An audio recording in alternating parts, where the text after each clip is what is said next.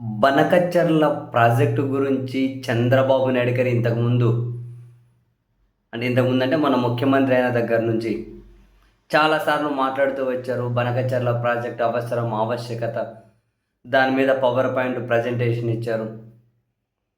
ఆ ప్రాజెక్టు నిర్మాణం ద్వారా చాలా ప్రాంతాన్ని సస్యశ్యామలం చేస్తామన్నారు. మంచిదే, సంతోషం. ఈ క్రమంలో బనకచర్ల ప్రాజెక్టు డిపిఆర్ తయారీ కోసం టెండర్లను కూడా పిలిచారు.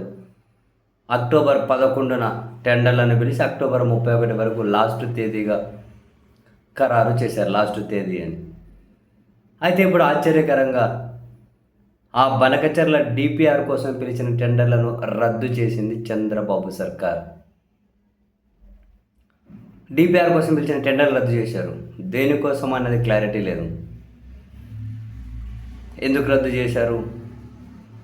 బేసిక్గా ఇది తెలంగాణ ప్రభుత్వం దీని మీద అబ్జెక్ట్ చేస్తూ ఉంది.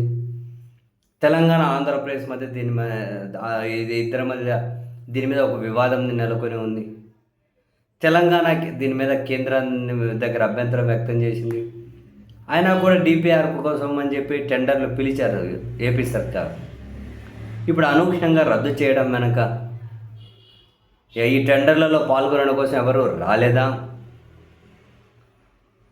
లేకపోతే మరేమైనా కారణాలు ఉన్నాయా?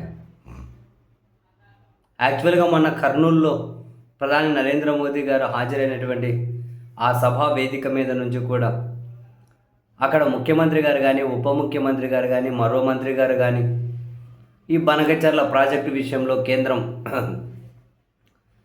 సపోర్ట్ చేయాలను, సహాయం అందించాలను, సహకారం అందించాలను ఆ ప్రస్తావన కూడా ప్రభుత్వ పెద్దలేమీ తీసుకొని రాలేదు. అండ్ ఇప్పుడేమో వాటి డిపిఆర్ కోసం పిలిచిన టెండర్లు రద్దు చేశారు. మరి దీని మీద ఎందుకు అని ప్రభుత్వం క్లారిటీ ఇస్తుందేమో చూడాలి. అండ్ బనకచర్ల విషయంలో వీళ్ళు ఏ విధంగా ముందుకెళ్దాం అనుకుంటున్నారో కూడా